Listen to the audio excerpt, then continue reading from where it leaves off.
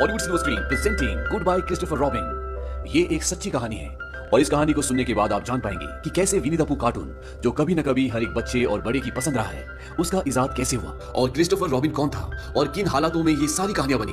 ये कहानी शुरू होती है वर्ल्ड वॉर 2 से सन 1941 में, जब एक आदमी जिसका नाम एलन अलेक्जेंडर मिलन है, उसके पास एक औरत का लेटर आता है और उस लेटर को देखकर वो इमोशनल हो जाता है और कहानी फ्लैशबैक में चली जाती है। और अब कहानी आती है वर्ल्ड वॉर 1 सन 1916 में, जब एलन इस जंग का हिस्सा होता है। वो जंग लड़ता है और जंग लड़ने के बाद वो अपनी पत्नी डेफनी के पास वापस आता है। जंग खत्म हो चुकी है। एलन पेशे से एक मशहूर राइटर होता है जो कविताएं और नाटक लिखता है। अब धीरे धीरे वक्त बीतता है और इनके घर में एक बच्चा पैदा होता है और उस बच्चे का नाम ये क्रिस्टोफर रॉबिन रखते हैं। प्यार से वो उसे बिली मून बुलाते हैं। हालांकि एलन की बीवी क्रिस्टोफर के पैदा होने से बिल्कुल खुश नहीं होती, क्योंकि वो नहीं चाहती थी कि उनके घर में लड़का हो, वो चाहती थी कि उनके घर में लड़की हो।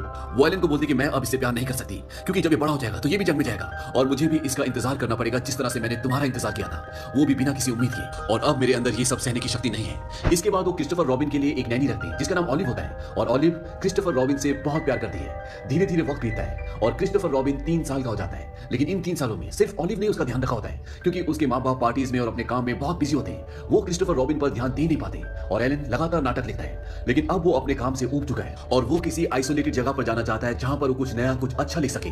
इसीलिए वो अपने पूरे परिवार के साथ इंग्लैंड के एक कंट्री साइड जगह पर चला जाता है जो पूरी तरह से एक जंगल होता है। और अब एलन का पूरा परिवार वहां पर शिफ्ट हो गया है। लेकिन वहां पर शिफ्ट होने के बाद भी एलन कुछ ज्यादा लिखता नहीं है। अब जब यहाँ पर उनका पूरा परिवार शिफ्ट हो जाता है तो डेफनी अपने बेटे क्रिस्टोफर रॉबिन को कुछ खिलौने देती है, जिसमें एक टेडी बेयर होता है, एक पिगलेट होता है, एक टाइगर और एक गधा। और इन सब खिलौनों को पाकर क्रिस्टोफर रॉबिन बहुत खुश होता है। क्रिस्टोफर अपनी मॉम से पूछता है कि इस टेडी बेयर का नाम क्या है। उसकी मॉम बोलती है कि इसका नाम एडवर्ड है। और अब वो अपने खिलौनों के साथ खेलना शुरू कर देता है। अब एक दिन क्रिस्टोफर के डैड एलन जंगल की तरफ जा रहे होते हैं और क्रिस्टोफर भी उनका पीछा करना शुरू कर देता है। और जब उसके डैड उसे देखते हैं तो उसके डैड बोलते हैं कि तुम्हें घर जाना चाहिए। क्रिस्टोफर बोलता है क्या मैं वापस चला जाऊं? उसके डैड बोलते हैं कि नहीं, चलो मेरे साथ। और वो दोनों आगे चलना शुरू करते हैं। अब क्रिस्टोफर अपने डैड से बोलता है कि मेरे पास जो डोंकी है, क्या आप उसके लिए कोई नाम रख सकते हैं? उसके डैड बोलते हैं कि उसका नाम ईयोर है। और इस नाम को सुनकर क्रिस्टोफर बहुत खुश होता है। अब जब ये आगे जा रहे होते हैं तभी एलन को मधुमक्खियों की आवाज सुनाई देती है और उस आवाज को सुनकर वो सहम जाता है। दरअसल उस आवाज से उसे वर्ल्ड वॉर 1 की याद आती है, जब वो जंग में था और आज भी उसके दिमाग से वो यादें निकल नहीं पाई है। क्रिस्टोफर बोलता है कि ये तो सिर्फ मधुमक्खियां हैं, ये अपना शहर ढूंढने के लिए आई है। और ये सुनने के बाद उसके डैड रिलैक्स हो जाते हैं और वो दोनों वहां से घर वापस आ जाते हैं। घर वापस आने के बाद एलन की पत्नी उससे बोलती है कि तुम यहाँ पर कुछ लिखने के लिए आए हो और तुमने अभी तक कुछ लिखना शुरू भी नहीं किया। जंग के बाद पूरा देश सदमे में, लोगों की जिंदगी बेरंग हो गई है और अगर तुम जंग के खिलाफ किताब लिखोगे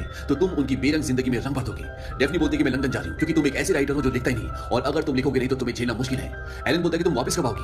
वो कहते हैं कि जब तुम लिखना शुरू करोगे। अब जब वो लंदन जा रही होती है तो नैनी बोलती है कि मैं और क्रिस्टोफर भी आपके साथ आ जाते हैं ताकि हम क्रिस्टोफर को जू दिखा सकें। और क्रिस्टोफर, नैनी और क्रिस्टोफर की मॉम डेफनी ये सब के सब लंदन में जू जाते हैं। जू में ये सब एक बहुत बड़े बेयर को देखते हैं। क्रिस्टोफर पूछता है कि इसका नाम क्या है? नैनी बोलती है कि इसका नाम विनी है, क्योंकि ये विनी पेग से है। जू घूमने के बाद नैनी और क्रिस्टोफर घर वापस आ जाते हैं, लेकिन उसकी मॉम डेफनी वहीं लंदन में रुक जाती है। और अगले दिन नैनी को 3 दिन की छुट्टी लेकर अपनी मॉम को देखने के लिए जाना पड़ता है, क्योंकि उसकी मॉम की तबीयत बहुत ज्यादा खराब होती है और इनका कुक भी पहले से छुट्टी पर होता है। इसीलिए घर पर अब सिर्फ क्रिस्टोफर रॉबिन और उसके डैड एलन बचे हैं। अगली सुबह जब एलन कुछ लिख रहे होते हैं तभी उनके पास क्रिस्टोफर आता है। क्रिस्टोफर बोलता है कि मुझे पता है कि आप जंग के लिए कोई किताब लिख रहे हैं, ये एक अच्छा आइडिया है। अगर आप मेरे लिए कुछ लिखेंगे तो मैं उसे जरूर पढ़ूंगा।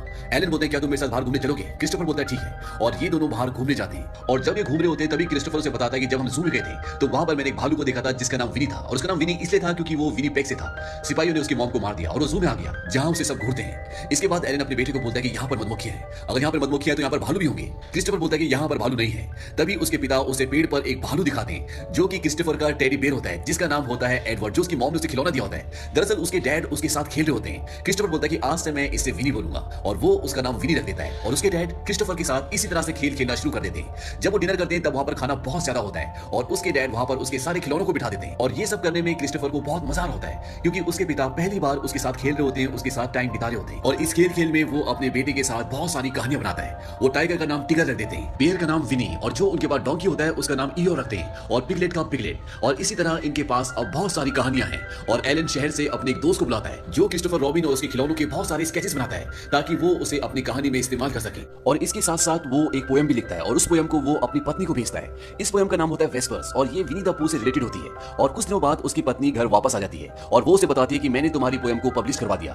और वो लोगों को बहुत पसंद आई है। और अब एलन विनी द पू किताब के ऊपर और भी ज्यादा मेहनत करना शुरू कर देता है और जब उसकी पहली किताब पब्लिश होती है तो वो रातों रात फेमस हो जाता है। एलन पहले से बहुत बड़ा राइटर था, लेकिन इस किताब के आने के बाद उसका सारा काम जो उसने पहले किया होता है वो सब चुक जाता है, क्योंकि ये किताब लोगों को इतनी पसंद आती है कि वो रातों रात एक बहुत बड़ा सेलिब्रिटी बन जाता है। लोग अब उसकी किताब के बारे में, उसकी कहानियों के बारे में जानना चाहते हैं, और जब लोगों को ये पता चलता है कि क्रिस्टोफर रॉबिन एक सचमुच का लड़का है, तो लोगों की जिज्ञासा और भी बढ़ जाती है और अब लोग क्रिस्टोफर रॉबिन से मिलना चाहते हैं, उसके बारे में जानना चाहते हैं। कुछ दिनों बाद क्रिस्टोफर रॉबिन की नैनी भी घर वापस आ जाती है। उसे देखकर क्रिस्टोफर रॉबिन बहुत खुश होता है। दरअसल उसकी मॉम की मृत्यु हो गई थी, इसीलिए उसे कुछ ज्यादा ही टाइम लग गया।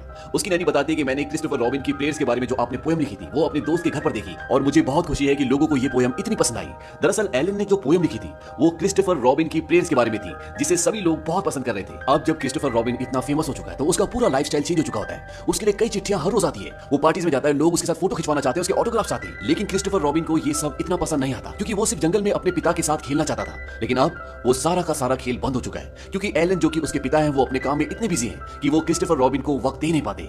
जहां पहले लोग बैट बॉल खेलते थे, एक साथ कहानियां बनाते थे, अब वो अपने बेटे क्रिस्टोफर रॉबिन को बिल्कुल भी वक्त नहीं दे पाते। वो हमेशा पार्टीज में या अपने लिखने के काम में बिजी रहते हैं, और इस बात से क्रिस्टोफर रॉबिन बहुत उदास भी हो जाता है। क्रिस्टोफर रॉबिन की जो नैनी होती है वो भी नहीं चाहती कि क्रिस्टोफर रॉबिन की जिंदगी जिस तरह से चल रही है उस तरह से उसकी जिंदगी चले, क्योंकि वो जानती है कि वो सिर्फ अपने पिता का साथ चाहता है। उसे पार्टी से, इंटरव्यू से, चमक धमक की दुनिया, इससे कुछ लेना देना नहीं है। लेकिन ये बात उसके माँ बाप नहीं समझ पाते, और बिली के पास अब सिर्फ उसकी नैनी का प्यार है।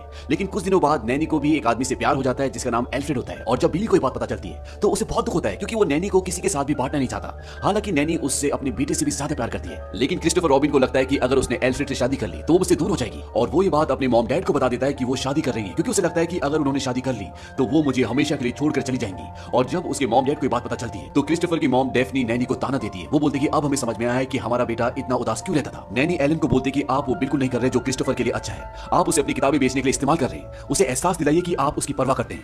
क्रिस्टोफर की मॉम डेफनी बोलती है कि परवाह, मैंने उसे पैदा किया है। नैनी बोलती है कि माफ करना, पर पैदा तो जानवर भी करते हैं। वो एलन को बोलती है कि एक पिता को अपने बेटे का साथ देना चाहिए, उसे आपकी जरूरत है, और नैनी काम छोड़कर चली जाती है। क्रिस्टोफर को इस बात से बहुत दुख होता है। हालांकि नैनी के लिए भी उसे छोड़कर जाना इतना आसान नहीं है, क्योंकि वो उसे बहुत प्यार करती है, लेकिन अब वो मजबूर है। और नैनी के जाने के बाद धीरे धीरे एलन को यह एहसास होता है कि उसने गलती की।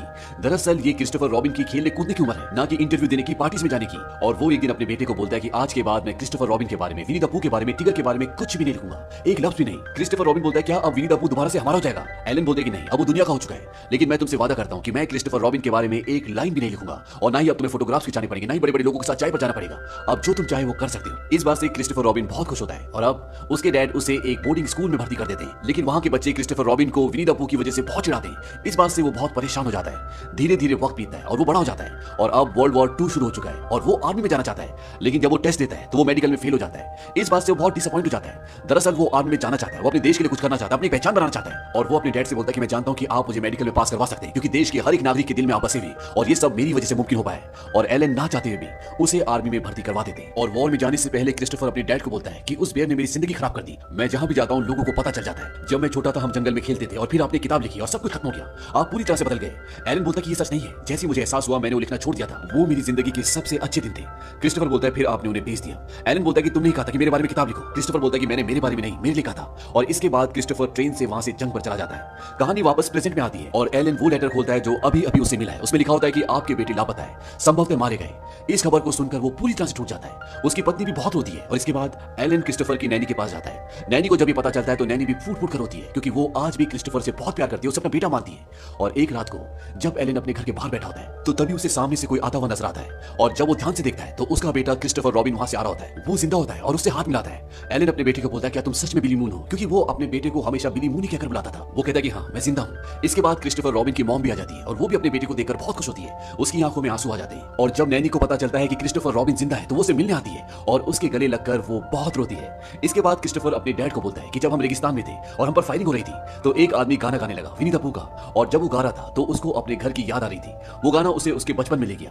ये जादू आपकी वजह से हुआ, पर वो गाना सबसे पहले मेरा था। उसके डैड बोलते हैं कि पर मैंने उसे बेच दिया। क्रिस्टोफर बोलता है जब फर्स्ट वर्ल्ड वॉर के बाद लोगों की उम्मीद टूट चुकी थी तब आपने उन्हें याद दिलाया कि बचपन क्या होता है, खुशियां क्या होती है। वो कहानियां, ये जंगल हमारा था किसी और का होने से पहले। एलन बोलता है और हमेशा ही रहेगा। अब इन दोनों के बीच में जितने भी गिले शिकवे होते हैं वो सब दूर हो चुके हैं। पर एलन के ना लिखने के बाद भी विनी द पूह की शोहरत बढ़ती चली गई। क्रिस्टोफर रॉबिन ने अपनी कहानियों से जितने भी पैसे कमाए उसने उसका एक भी पैसा नहीं लिया। उन्होंने खुशहाल शादीशुदा जिंदगी बिताई और एक किताबों की दुकान भी खोली, और नैनी क्रिस्टोफर की जिंदगी का हमेशा एक हिस्सा रही। आज भी क्रिस्टोफर के खिलौने न्यूयॉर्क पब्लिक लाइब्रेरी में रखे हुए हैं, जिन्हें हर साल 7.5 लाख लोग देखने आते हैं। और हाल ही में विनी द पूह को बच्चों की आज तक की सर्वश्रेष्ठ किताब माना गया है। और इसी के साथ ये सच्ची कहानी यहीं खत्म होती है। उम्मीद करते हैं कि आपको ये कहानी पसंद आई होगी।